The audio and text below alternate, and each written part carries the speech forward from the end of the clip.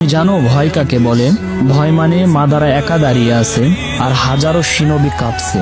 সে ছিল এমন এক মানুষ যার চেহারায় ছিল মৃত্যুর ছাপ, কিন্তু হৃদয়ে ছিল শান্তির নকশা। কিন্তু সেই শান্তি ছিল ভয়ঙ্কর। মাদারার চোখ শুধু একটা কথাই বলে, আমি যুদ্ধ করতে আসিনি, আমি শেষ করতে এসেছি যুদ্ধকে। এক সময় সে বলেছিল, আমি সেই ছায়া যাকে কেউ ধরতে পারে না, কারণ আমি কখনো আলোতে দাঁড়াই না। তুমি জানো একজন মানুষ কবে হারে? যখন তার চোখে পানি আসে, কিন্তু সে তা কাউকে দেখাতে পারে না। মাদারা হেরেছিল না শক্তিতে না, সে হেরে গিয়েছিল ভালোবাসার কাছে। মাদারা শেষ নিঃশ্বাসে স্বীকার করেছিল, তোমরাই ঠিক ছিলে। আমি শুধু চেয়েছিলাম এমন এক জগৎ তৈরি করতে যেখানে আমার ছোট ভাইগুলো মরবে না, তারা আবার হাসবে। কিন্তু আমি ভুল পথ বেছে নিয়েছিলাম।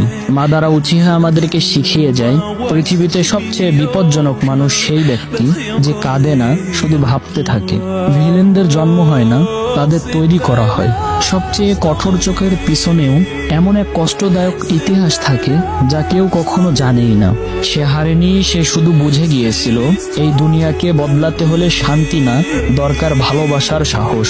মাদারা উচিহা মারা যায়নি, সে রয়ে গেছে প্রতিটা সেই চোখে যা দেখে অন্যায় আর বদলাতে চায় দুনিয়াকে।